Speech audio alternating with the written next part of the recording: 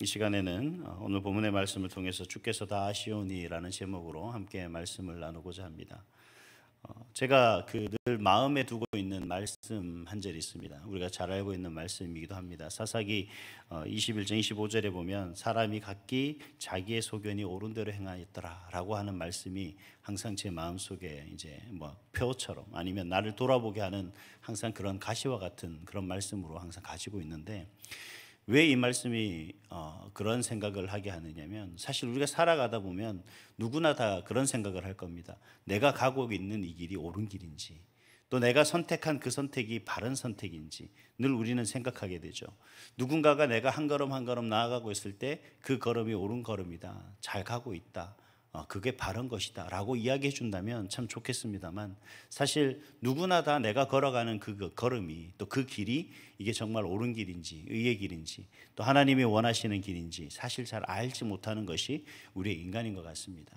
그러다 보니 가장 중요한 것은 지금 내가 서 있는 그 자리가, 내가 걷고 있는 그 길이 정말 잘 가고 있는가를 늘 자신을 돌아볼 수 있어야 된다라는 겁니다. 그래서 항상 이 말씀의 모습들, 이 말씀을 통해서 과연 이스라엘 백성들이 과거 사사기 속에 나오는 그 악행과 또 하나님 앞에서의 범죄함들이 계속 되풀이되는 그 모습들을 우리가 상기하면서 정말 하나님 앞에서는 내 소견이 옳은 대로 행한 것이 아니라 하나님의 말씀을 견줘보고 그 말씀에 비추어 봐서 내가 가는 그 걸음이, 그 길이 옳은가를 살펴볼 수 있는 그런 지혜가 우리에게 있어야겠다라는 생각을 가지고 항상 이 말씀을 바라보고 또 그 말씀을 마음속에 되새기며 나를 살피는 그런 시간들을 자주 갖습니다. 사실 우리가 이러한 삶들을 살긴 살아야 되는데 대부분 저도 이 마음에 새기고 있다지만 잊어버리고 살아갈 때가 많습니다. 이스라엘 백성들도 마찬가지인 거죠. 이스라엘 백성들도 그러한 삶의 모습 속에서 하나님이 선지자들을 통해서 늘 하시는 말씀이 계셨음에도 불구하고 그 말씀을 마음에 새기고 그 말씀을 귀로 듣고 깨닫지 못하는 그러한 모습이 있다 보니까 그들이 늘 선택하고 그들이 가는 길은 뭐냐면 악한 길입니다. 악행을 일삼고 또 잘못된 길로 가고, 그러면서도 깨닫게 하지만 그 소리를 깨닫지 못하는 그러한 그냥 잔소리로, 그런 소리로 듣게 되는 그 모습들을 볼 수가 있습니다. 그런데 중요한 건 우리가 이런 악행을 행하게 되면, 우리가 그런 잘못된 길을 걷게 되면 분명한 사실은 뭐냐면 그 길을 걷는 모든 것 책임은 누구에게 있느냐? 바로 내 자신에게 있다라는 사실입니다. 하나님이 우리에게 길을 제시하시고 선지자를 통해서 길을 깨닫게 하시고, 그리고 어떤 길이 옳은 길인가를 우리에게 말씀해 주셨음에도 불구하고 우리가 그 길을 선택하지 않고 우리가 그 길로 행하지 않는다는 건 하나님의 책임이 아니라 바로 우리 자신의 책임인 거죠. 그 이스라엘 백성들 역시 그 책임을 지금 하나님 앞에서 묻고 있는 것이고, 그 책임에 따라서 그들은 그 행함 결과를 지금 받게 되는 겁니다. 어떤 결과가 초래됐습니까? 오늘 본문에 보면 그들의 악행의 결과가 세 가지로 나타나고 있는데, 첫 번째는 뭐냐면 그 악행을 일삼지 않는 그 유다의 모습이 오늘 우리에게 보여주고 있는데, 그들이 어떤 모습으로 우리에게 그 악행의 모습이 있는가 두 가지로 얘기하고 있는데, 먼저는 뭐냐면 처녀 이스라엘이 심히 가증한 일을 행하였다. 하나님이 그렇게 말씀하시는 것을 볼 수 있습니다. 오늘 본문 13절 말씀에 보니까 그렇게 말씀하고 계신데, 이 가증한 일이라고 번역된 이 사루라는 말은 이 히브리어의 뜻은 어떤 의미를 가지고 있냐면 끔찍한 일, 소름 끼치는 일, 이렇게 이야기를 하고 있습니다. 이런 뜻을 가진 단어입니다. 즉 다시 말하면 처녀 이스라엘이 아주 끔찍한 일을 행하였다라고 하는 그러한 말씀이죠. 왜 여기서 13절 말씀을 우리가 보면은 다시 한번 우리가 보겠습니다. 같이 읽겠습니다. 시작. 그러므로 여호와께서 이와 같이 말씀하시니라. 너희는 누가 이러한 일을 들었는지 여러 가지 나라 가운데 물어보라. 처녀 이스라엘이 심히 가증한 일을 행하였도다. 아멘. 우리가 이 말씀을 가만히 보면 이스라엘 백성들을 그냥 단순히 이스라엘 백성이라고 이야기하면 될 것 같은데, 하나님은 처녀 이스라엘이다 라고 얘기를 합니다. 이 의미가 있어요. 왜냐하면 이 악한 일, 가증한 일, 정말 말도 되지 않는 그러한 일을 행한 사람이 누구냐면 이스라엘인데, 그냥 이스라엘이 아니라 처녀 이스라엘이라는 겁니다. 이 말의 영적 의미는 하나님께서 이스라엘을 택하고 선택했을 때, 하나님의 백성으로 삼았을 때는 그들이 어떤 의미였냐면 단순히 그 백성이라고 생각하고 품은 것이 아니라 그들을 하나님의 신부로 맞이했다라는 그런 영적 의미가 있는 겁니다. 그러니 그들의 삶이 어떤 모습이 되어야 되겠습니까? 정말 정결하고 깨끗한 그런 하나님과의 결혼의 대상인 신부로 준비되어야 되는데, 그리고 그 신랑 되시는 하나님을 온전히 믿고 의지할 수 있는 그러한 아내의 모습으로 준비되어야 되는데, 지금 어떤 모습이죠? 하나님이 아닌 다른 것에 마음을 뺏기고 다른 것에 마음을 두고 살아가고 있는 모습을 지금 이야기를 하고 있습니다. 그래서 하나님은 오늘 본문의 말씀에서 뭐라고 얘기하냐면 처녀 이스라엘이 가증한 일을 행하였다. 하나님의 은혜와 사랑을 저버리고 영적 음란 상태에 있다라는 것, 다른 신을 선택했다라는 것으로 말씀하고 있는 것을 볼 수가 있습니다. 뿐만 아니라 그들의 악행은 또 한 가지가 있습니다. 15절에 보니까 허무한 것에 분향했다라고 그렇게 말씀하시는 것을 볼 수가 있습니다. 하나님의 선택을 저버린 이스라엘의 선택은 뭐였냐면 바로 다른 신, 하나님이 아닌 다른 신에게 신을 분향했다라는 겁니다. 그래서 15절 말씀을 우리가 다시 한번 보겠습니다. 같이 읽습니다. 시작. 무릇 내 백성은 너를 잊고 허무한 것에게 분향하거니와 이러한 것들은 그들로 그들의 길 곧 그 옛길에서 넘어지게 하며 곁길 곧 닥치 아니한 길로 행하게 하여. 여기서 보면 하나님은 또 이 이스라엘 백성들을 칭할 때 뭐라고 칭하냐면 내 백성이라고 그렇게 칭하는 것을 볼 수가 있습니다. 앞에서 이스라엘은 처녀 이스라엘이었고, 그리고 이 백성은 나의 백성이었습니다. 그럼에도 불구하고 처녀 이스라엘은, 나의 백성은 그 하나님을 저버리고 하나님을 외면하고 하나님 아닌 다른 것을 선택하는 그 모습을 바로 하나님은 일컬어서 악행이다라고 그렇게 말씀하고 있는 것이죠. 이러한 악행의 결과는 어떤 결과입니까? 세 가지로 말씀하고 있습니다. 첫 번째는 뭐냐면 곁길로 행하게 되었다라고 하는 겁니다. 이스라엘 백성들이 걸어야 할 길은 15절에 의하면 옛길입니다. 그들이 가야 될 길은 옛길입니다. 이 옛길이라는 것은 예레미야서 6장 16절에 보면 이제 우리에게 잠깐 설명을 하고 있는데, 이 옛길은 어떤 길입니까? 바로 하나님의 말씀에 순종하며 걸었던 길. 그러니까 하나님이 주신 그 계명에 쫓아서 그 계명에 따라서 살아가야 되는 삶을 바로 이야기하고 있는 것입니다. 그런데 그 길을 걸어야 될 이스라엘 백성들이 그 길을 외면한 채 어디로 걸었습니까? 다른 길, 곁길로 걸었다라고 이야기를 하고 있습니다. 곁길이란 것은 다름 아니라 닥치 아니한 길이다라고 그렇게 이야기를 하죠. 그래서 예수님은 우리에게 이런 말씀을 하십니다. 우리가 잘 알고 있듯이 요한복음 14장 6절에 보면 우리가 가야 될 길, 하나님 앞에 나아가는 길은 오직 한 가지 길밖에 없다. 그게 곁길이 아니죠. 어떤 길입니까? 예수로 말미암지 않고서는, 그 예수님으로 말미암지 않고서는 아버지께로 나아갈 자가 없다라고 그렇게 말씀하시는 것을 볼 수가 있습니다. 그 길로 가는 것이 정도이고 그 길로 가는 것이 옳은 길인데, 우리는 그 길이 아닌 다른 길을 찾게 되는 거죠. 때로 따라 우리가 가끔 공부할 때 저는 그런 경험을 참 많이 합니다. 소위 말하는 벼락치기라는 걸 많이 하죠. 근데 이 벼락치기가 어떤 효과는 있을지 모르겠습니다만 제가 보니까 오래 기억되지는 않습니다. 그 당시 시험 정적을 올리는 데는 도움이 되더라고요. 근데 중요한 건 오랫동안 제 머릿속에 기억되어서 지식으로 남아있지는 못한다는 거죠. 이것이 습관이 되다 보니까 모든 삶의 모습들이 뭐냐면 이 벼락치기처럼 그냥 그때 단순히 그 위기를 모면하고자 하는 그 모습으로 살아가게 되는 겁니다. 그러다 보니 어리석은 선택, 어리석은 결정을 할 수밖에 없는 거죠. 왜냐하면 늘 우리가 그 길이 아닌 다른 길을 찾고 다른 길에서 헤매다가 보니 그 정도라는 게 걷는 것이 어렵고 힘들게 되더라는 겁니다. 그러다 보니 정도를 걷는 것을 우리가 자꾸 외면하게 되고 자꾸 곁길로 찾아가고 나아가게 되는 그런 어리석은 모습을 보게 되는 거죠. 생각해 보시죠. 상식적으로 잘 닦여진 길로 가는 게 옳은 겁니까? 아니면 닦여지지 않은 길로 가는 게 옳은 겁니까?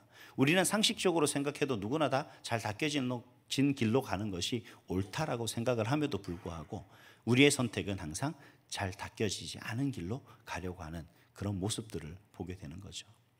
하나님께서는 그래서 이런 악행들이 낳는 결과가 뭐냐? 잘 닦여진 길을 두고서도 자꾸 곁길로 나아가는 그런 어리석은 선택을 하고 있는 삶의 모습들로 우리에게 주어지게 되는 겁니다. 가보시면 알겠지만 저희 시골에 제가 어려서 자랐을 때 겨울이 되는 게 아니라 가을이 되면 이제 나무를 합니다.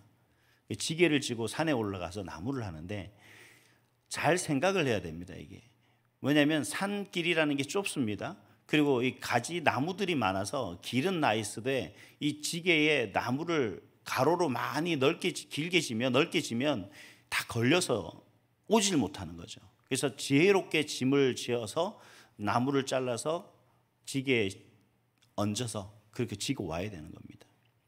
경험이 없으면 어떻게 되는 거예요? 계속 이렇게 옆으로 와야 되는 겁니다. 좁은 산길을.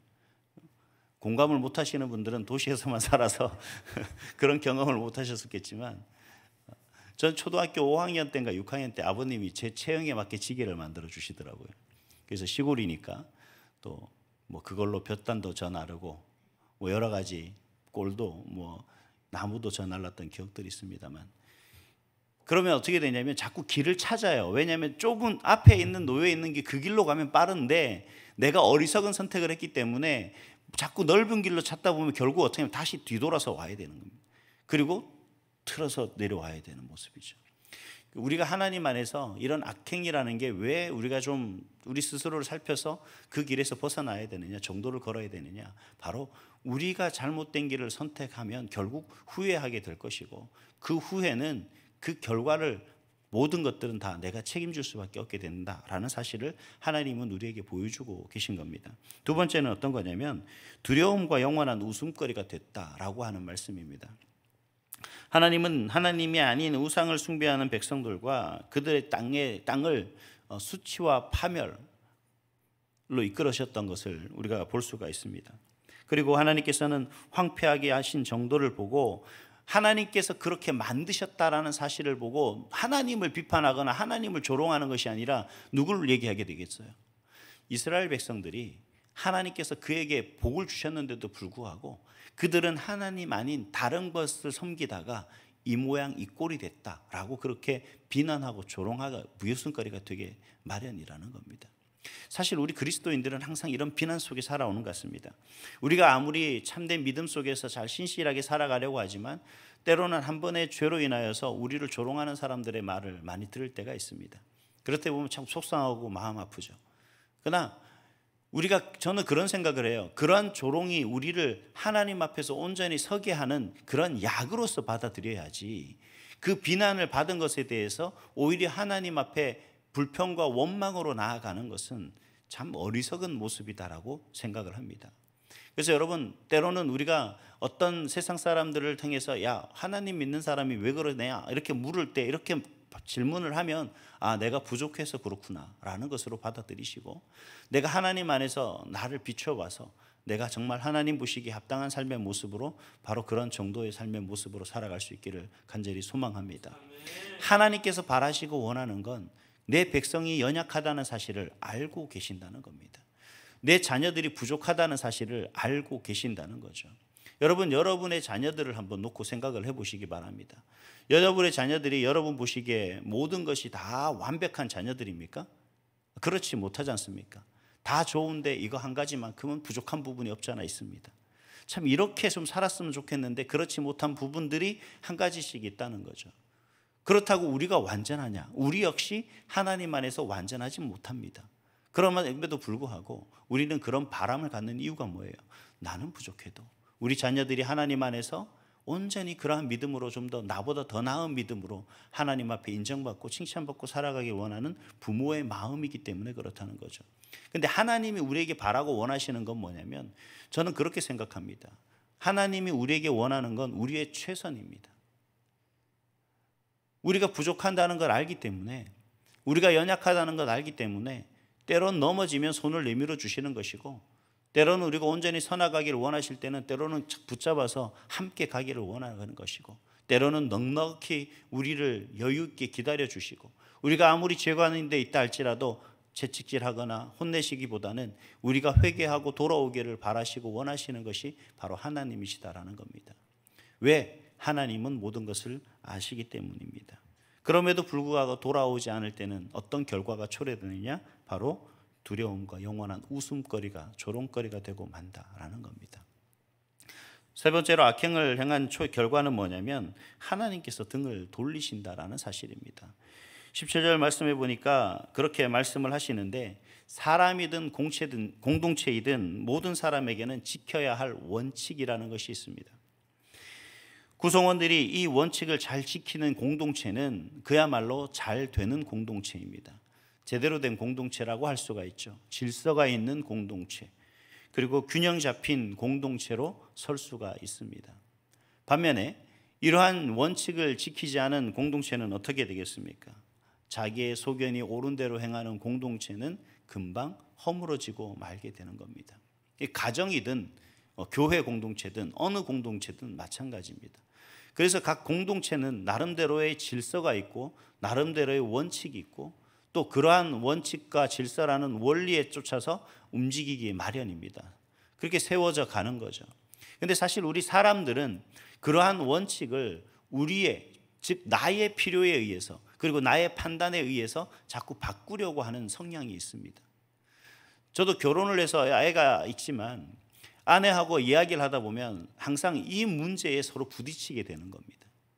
내가 생각하는 원칙은 이렇게 살아가는 건데 또 아내가 생각하는 원칙은 좀 다른 거죠. 뭐 어떻게 보면 삶의 방법이 다른 거죠. 또 생활 습관이 다른 겁니다.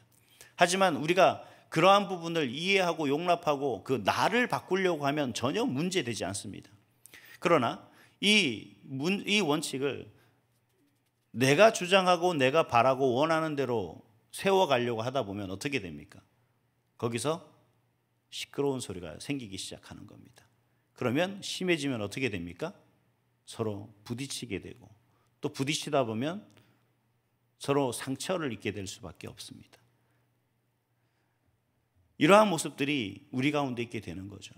하나님은 우리에게 말씀하시기를 우리가 공동체의 일원으로서 하나님의 백성으로서 하나님의 신부로서 살아감에 있어서 그 원칙을 온전히 잘 지키며 나아가는 것이 우리에게 가장 행복한 삶의 모습이다라고 이야기를 해주고 계시는데 우리는 하나님을 떠나고 하나님의 돌보심과 하나님의 인도하심을 외면한 채 내 소견이 옳은 대로 살아가다 보니 우리는 어떻게 되는 거냐?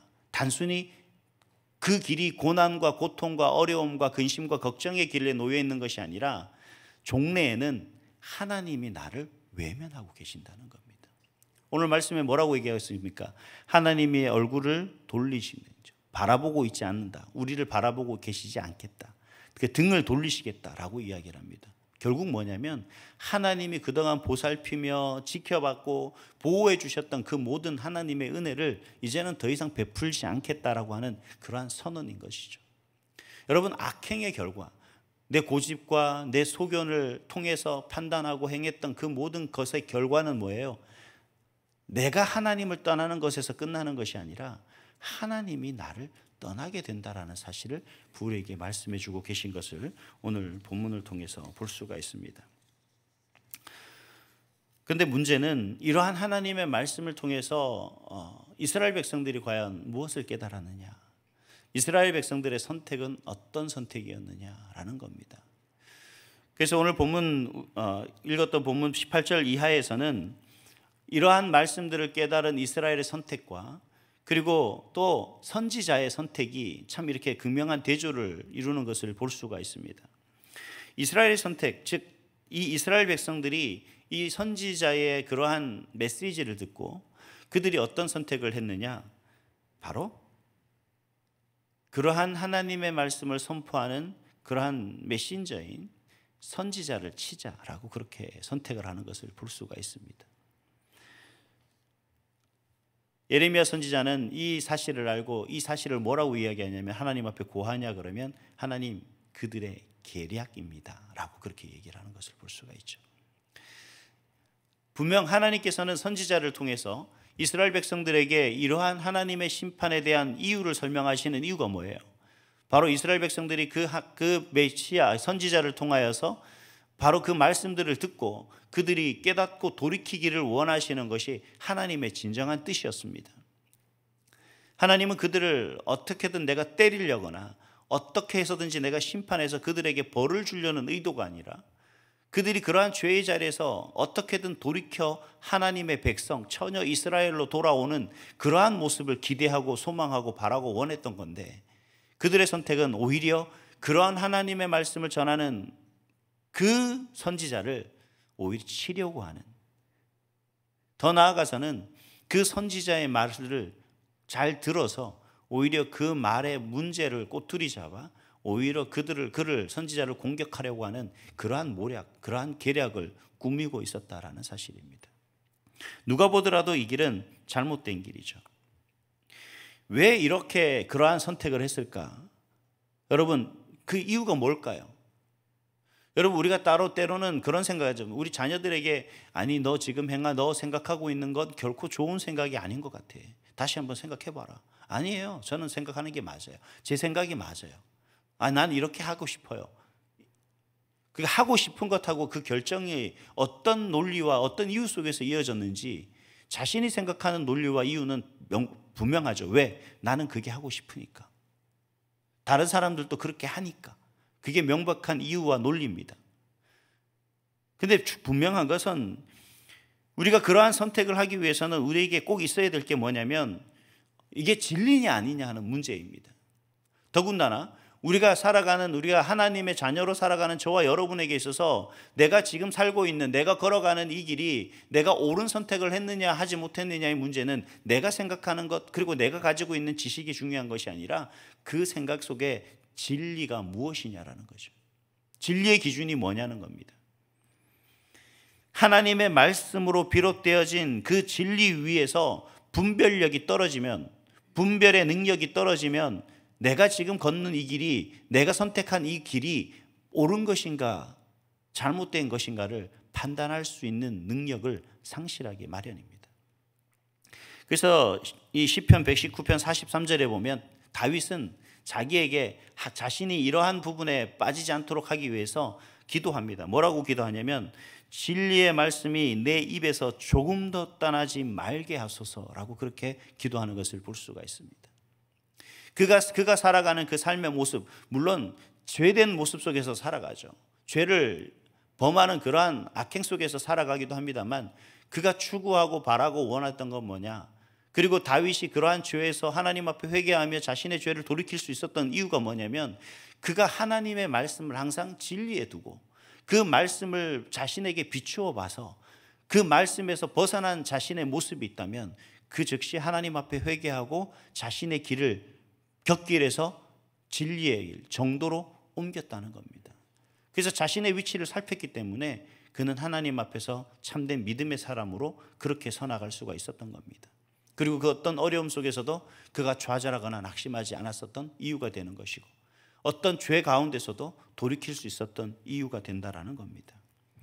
이 기도가 바로 저와 여러분의 기도가 될 수 있기를 소망합니다. 진리의 말씀에 바로 서서 진리와 거짓을 온전히 분별하는 능력이 저와 여러분에게 충만할 수 있기를 소망합니다. 그래서 어떤 가운데서도 여러분이 어떤 선택을 할 때도 바로 이 진리의 말씀을 통해서 옳은 선택, 바른 선택, 정말 하나님이 바라시고 원하시는 그 선택을 온전히 넉넉히 해낼 수 있는 능력이 우리 가운데 충만할 수 있기를 간절히 소망합니다. 다음으로는 이 선지자의 선택인데, 그렇다면 이러한 선지자는 그 선택 속에서 어떻게 살아갔습니까? 바로 본문 19절 이하에 보면 모든 것을 하나님께 아뢰었다라고 이야기를 하고 있는 것을 볼 수가 있습니다. 그 19절 이하의 내용이 다 그런 내용이죠. 누구에게 지금 고자질하는 겁니까? 하나님 앞에 아뢰는 거죠. 하나님 앞에 지금 고자질하는 거예요. 하나님, 저는 하나님 말씀을 전한 죄밖에 없는데 저들은 나를 오히려 치려고 합니다. 이게 말이 됩니까, 하나님? 저들 가만히 두실 거예요? 저들 혼내주셔야죠. 하나님의 방법으로 혼내주세요. 제가 아는 방법은요, 이렇게 혼내는 겁니다. 근데 사실 그가 기도하는 내용을 보면 입에 담지 못할 정도의 엄청난 저주와 그러한 처벌을 이야기하고 있는 것을 볼 수가 있습니다. 왜 이런 얘기를 하는 거예요? 이스라엘 백성들이 약하니까? 그 이야기가 아니라 하나님이 어떤 하나님인지 아시니까. 다시 말하면 하나님이 그 모든 것을 아시기 때문에 지금 하나님 앞에 고하며 나아가는데 무엇을 고하는 겁니까? 자신의 행했던 그 말씀을 전하고 증거했던 일에 대한 당위성에 대해서 자신이 일점 부끄러움도 없다는 것을 하나님 앞에 말씀해 주고 하고 있는 사실 있는 것을 우리가 볼 수가 있는 겁니다. 그래서 우리가 살아가는 이 삶의 모습 속에서 가장 좋은 선택은 저는 그렇게 생각하는 것 같아요. 하나님의 말씀을 비추어서 우리가 하나님을 선택한다면 그것이 가장 옳은 선택이 아닐까. 어떤 것을 저우질할 때 항상 오른손에는 뭘 쥐우고 있냐면 하나님 먼저라는 단어입니다. 그 다음에 선택을 하면 우리 선택은 결코 잘못된 선택이 되지 않다라는 거죠.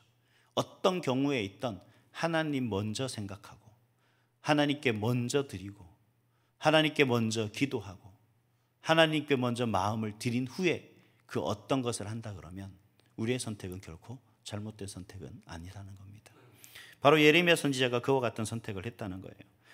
자, 그렇다면 오늘 본문을 통해서 우리에게 주시는 것은 뭐냐? 두 가지입니다. 간단하게 말씀드리면 먼저 삶을 살피고 결과를 가늠해 보는 그런 시간이 우리에게 필요하다는 겁니다. 이것이 바로 우리가 개인적인 경건의 시간을 가져야 하는 이유입니다. 또 예배를 드리는 이유이고 말씀을 읽어야 되는 이유이고 성경을 공부해야 되는 이유이고 기도해야 되는 이유입니다. 단순히 하나님 앞에 드리는 것으로서 끝나는 것이 아니라 그 속에서의 드리는 그 모든 행위 그리고 그 말씀을 통해서 나를 비춰볼 때 과연 내가 정결한가, 깨끗한가, 온전한가, 바른가를 살필 수 있는 그런 모습이 저와 여러분에게 있어야 된다는 겁니다. 두 번째는 우리의 피난처는 오직 하나님 한 분이라는 사실을 기억하셔야 되는 거죠. 우리의 모든 부분 속에서 살아가다 보면 우리는 늘 잘못된 선택을 하게 됩니다. 그러나 오늘 보시는 말씀 속에서 이스라엘의 선택과 선지자의 선택의 다른 이유는 뭐냐면 이스라엘의 선택은 임시 방편이었다는 겁니다. 그래서 이 사자성어 속에 이런 말이 있어요. 누포충기라는 말이 있습니다. 이 누포충기라는 말의 의미는 뭐냐면 눈앞의 이익만 쫓아가는 거예요. 그래서 나중에 일어날 일에 대해서는 전혀 생각하지 못하는 겁니다. 우리가 인간의 생각으로 판단하고 하는 모든 것들은 바로 이 누포충기와 같은 거죠. 그러나 하나님을 믿고 의지한다면 우리에게 뭐가 있냐면 소망이 있는 거예요. 그래서 하나님 먼저입니다. 그래서 우리가 우리의 피난처는 오직 하나님 한 분이라는 사실을 기억하시고 우리는 그 하나님께 의지하고 하나님께 의뢰하고 그 하나님만을 붙들고 나아간다면 누포충기의 모습이 아니라 지금 당장은 힘들고 어렵지만 그 하나님을 인하여서 우리에게 좋은 미래가 분명히 열릴 것이다라는 믿음이 생기게 된다라는 사실입니다. 바로 이러한 말씀 속에서 오늘 저와 여러분들이 우리가 살아가는 인생이 그런 인생이 될 수 있기를 간절히 소망합니다. 기도하겠습니다. 거룩하신 아버지 하나님, 크신 은혜와 사랑을 감사드립니다. 우리의 삶의 모든 것들이